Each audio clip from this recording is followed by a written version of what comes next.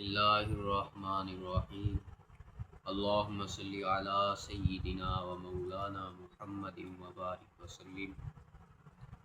اللہ تعالیٰ کے فضل سے اور اس کی توفیق سے ہم نے نحوی ترکیب کورس کا آغاز کیا تھا۔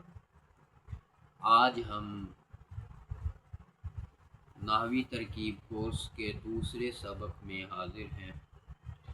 اللہ تعالیٰ کی بارگاہ میں دعا ہے کہ وہ ہمارا پڑھنا پڑھانا اپنی بارگاہ میں قبول فرمائے اور ہمیں آگے سکھانے کی توفیق عطا فرمائے۔ پچھلے سبق میں ہم نے چند ایک چیزیں پڑھی تھی، ان کو دہرا لیتے ہیں۔ پڑھا تھا کہ جملہ دو قسم پر ہے، جملہ خبریہ اور جملہ انشائیہ۔ دوسری تقسیم کے مطابق جملہ یا تو اسمیہ ہوگا یا فعلیہ ہوگا یا ظرفیہ ہوگا، یہ تین قسمیں۔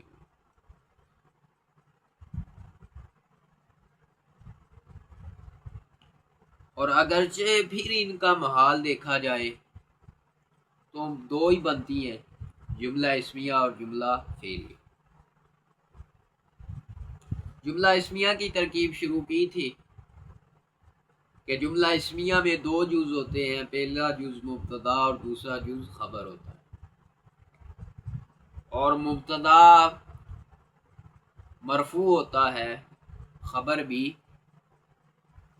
مرفوع ہوتی ہے۔ مبتدا ہمیشہ معرفہ آئے گا اور خبر عموماً نکرہ آئے گی۔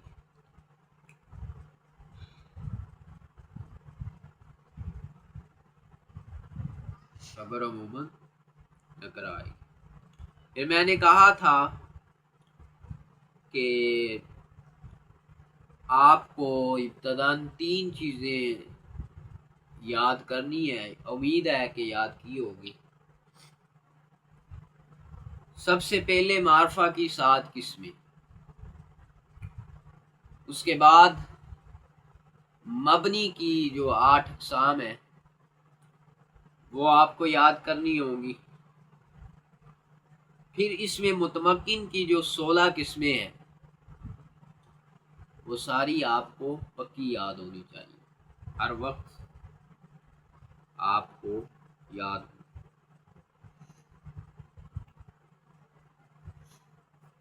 پھر جملہ دو قسم پر ہے، اسم دو قسم پر ہے، یا تو اسم معرب ہوگا یا تو وہ مبنی ہوگا۔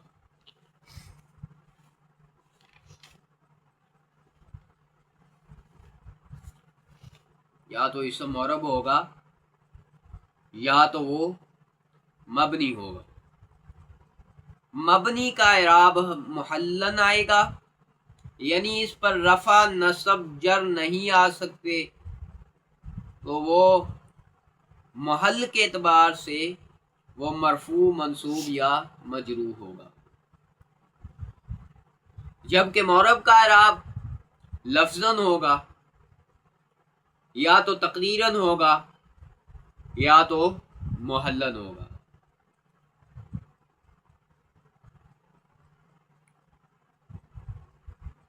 اور پھر میں نے مثالیں دے کر سمجھایا تھا، جیسے جا زید، زید معرب ہے اور زید کی دال پر رفع کا میں زیدن، یہ رفع کا میں تلفظ کر رہا ہوں زید کی دال پر،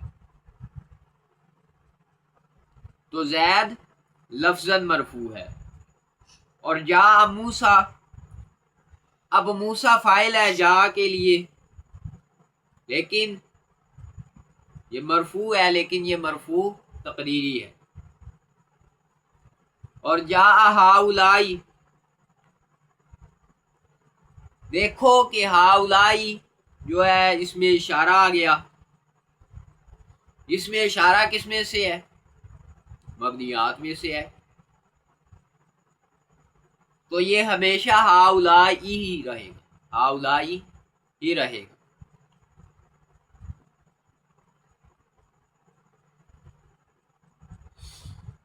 یہ مرفوع ہو منصوب ہو مجرور ہو تو یہ مبنی ہے. کہیں گے یہ محلن مرفوع ہے کیونکہ فاعل بن رہا. او یہ کچھ چیزیں اس کے بعد ہم نے ترکیب کی تھی اور یہ کچھ پڑھی تھی چیزیں. اس کے بعد کچھ قواعد ہیں آج کے سبق میں، وہ لکھ لیں کہ معرفہ کے بعد معرفہ آئے تو اب وہ عموماً موصوف صفت بنے گی. معرفہ کے بعد معرفہ آئے تو وہ عموماً موصوف صفت بنے گی.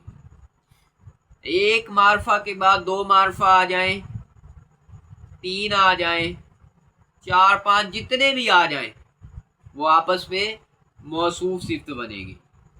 پہلے کو موصوف اور باقیوں کو صفت بنائیں گے.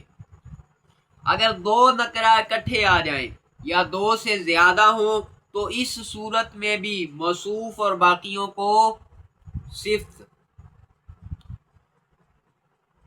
لیکن نکرہ کے بعد معرفہ نہ آ رہا ہو، نکرہ کے بعد معرفہ آ جائے،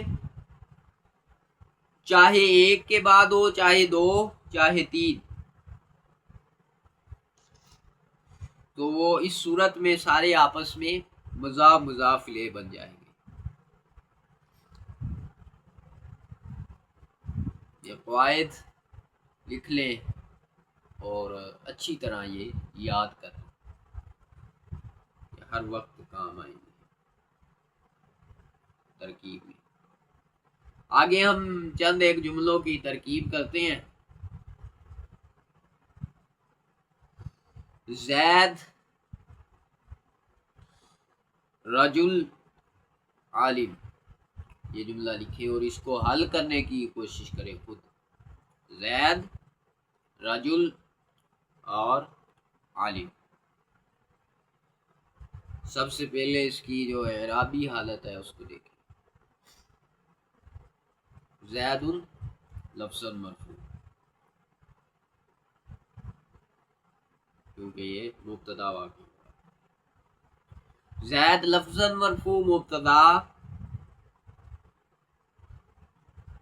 رجل موصوف، عالم صفت. دو نکرہ اکٹھے آ گئے. قاعدہ کیا ہم نے پڑھا تھا کہ اگر دو نکرہ اکٹھے آ جائیں تو وہ موصوف صفت بنے گی. تو رجل موصوف، عالم اس کی صفت. موصوف صفت ملیں گے اور یہ مل کر خبر بن جائیں گے. موصوف صفت مل کر خبر بن جائیں گے. اب زید مبتدا اور رجل عالم موصوف صفت مل کر خبر ہوئی مبتدا کی. مبتدا اپنی خبر سے مل کر جملہ اسمیہ خبریہ ہوئے. اب اس کا ترجمہ کرنے کی کوشش کرتے ہیں. زید رجل آدمی ہے عالم.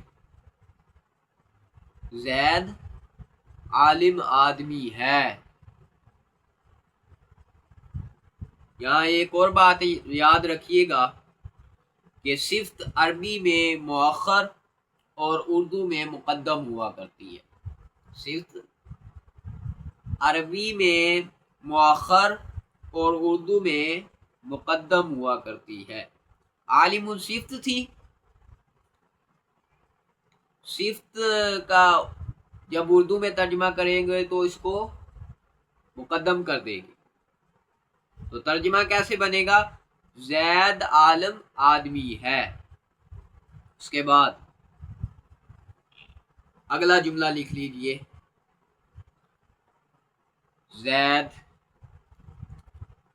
العالم اور کاتب. زید، العالم، کاتب.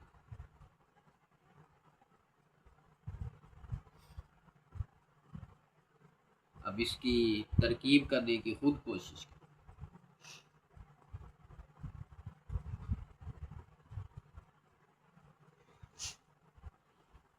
زید معرفہ، العالم معرفہ. جب دو معرفہ اکٹھے آ جائیں تو پھر کیا بنتے ہیں؟ موصوف صفت. العالم الف لام، معرف باللام ہے نا، معرفہ کی 7 قسموں میں سے ہے. اگر آپ کو یاد ہے معرفہ کی 7 قسم، تو یہ معرف باللام ہے.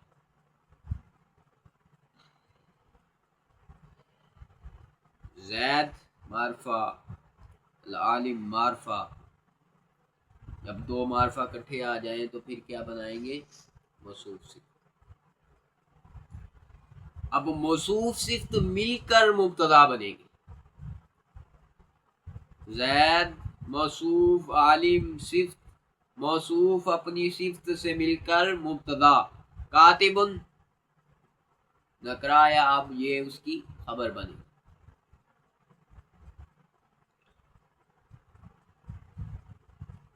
موصوف اپنی صفت سے مل کر خبر ہوئی مبتدا کی، اور مبتدا اپنی خبر سے مل کر جملہ اسمیہ خبریہ ہوا. اس کا ترجمہ کریں. سب سے پہلے جملے کو روانگی کے ساتھ پڑھتے ہیں. زید عالم کاتب.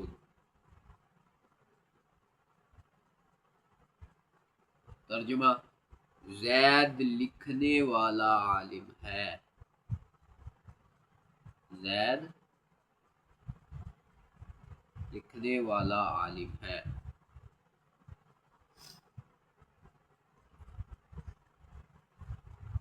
اور ایک بات اور یاد رکھیے گا کہ موصوف صفت کا اعراب ایک ہی ہوتا ہے. جو اعراب موصوف پر آئے گا وہی اعراب صفت پر آئے گا. جیسا کہ پہلے جملہ آپ نے پڑھا تھا، زید رجل عالم. راجل جو تھا وہ موصوف تھی اور عالم صفت تھی. راجل پر رفع آیا تو آگے جو عالم ہے اس پر بھی رفع آئے گا، وہ بھی مرفوع ہوگا. تو موصوف صفت کا اعراب ایک ہی ہوگا. اگر موصوف پر رفع آئے تو صفت پر بھی رفع ضرور آئے گا.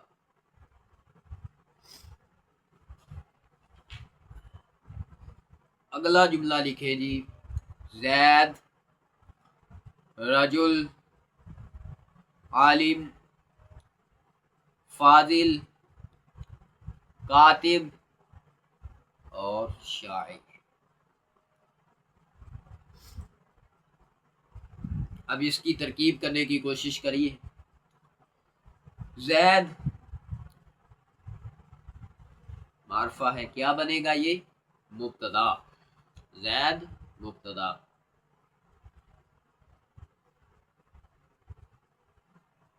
رجل موصوف، عالم صفت اول، فاضل صفت ثانی، کاتب صفت ثالث، شاعر صفت چہارم. اب راجل موصوف اپنی چاروں صفتوں سے مل کر، راجل موصوف اپنی چاروں صفتوں سے مل کر مبتدا کی خبر بنا.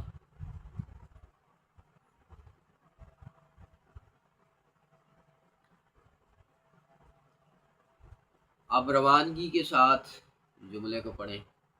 زید رجل عالم کاتب شاعر.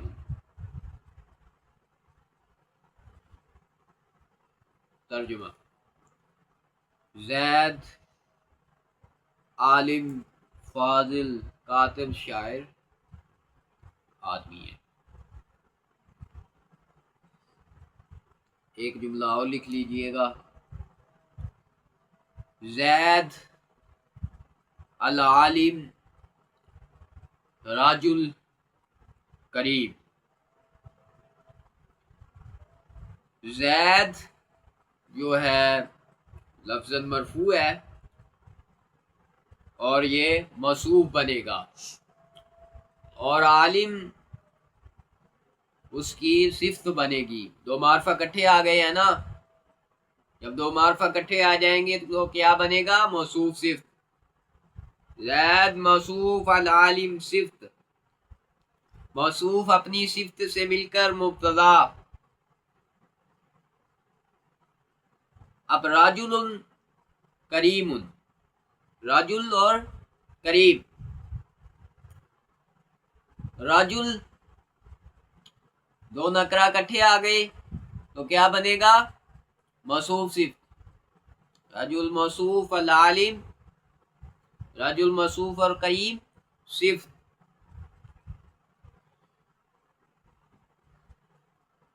اب موصوف اپنی صفت سے مل کر مبتدا کی خبر، مبتدا اپنی خبر سے مل کر جملہ اسمیہ خبریہ ہوا. آج ہم اتنا ہی پڑھتے ہیں. اللہ تعالیٰ کی بارگاہ میں دعا ہے کہ وہ ہمیں دین سیکھنے اور سکھانے کی توفیق عطا فرمائے. وآخر دعوانا